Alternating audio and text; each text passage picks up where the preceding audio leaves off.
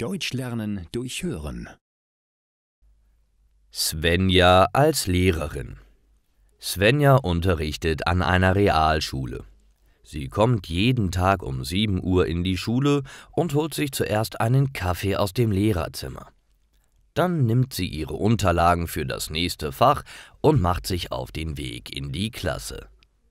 Svenja unterrichtet die Schulfächer Geographie und Deutsch.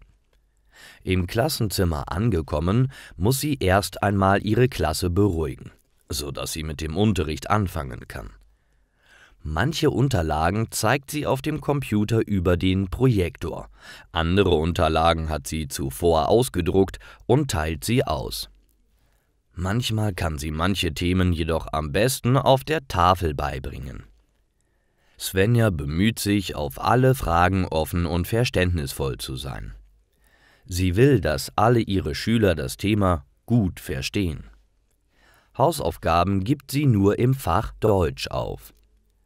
Nach dem Unterricht packt sie ihre Sachen ein und fährt nach Hause.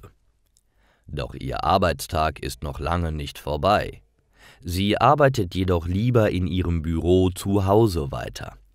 Dort kann sie sich besser konzentrieren als im großen Lehrerzimmer, wo viele andere Lehrer sind. Dann muss Svenja Hausaufgaben und Schularbeiten korrigieren und Unterrichtsmaterialien für die nächsten Tage vorbereiten. Des Weiteren stellt sie Prüfungen zusammen und überlegt, wie sie ihren Unterricht verbessern kann. Zum Schluss liest und beantwortet sie ihre E-Mails.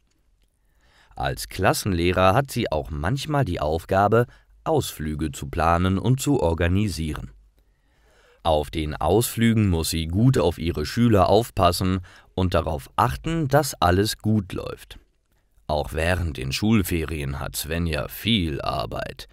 Meistens nutzt sie die Zeit, um Prüfungen und Schularbeiten zu korrigieren, da das viel Zeit kostet.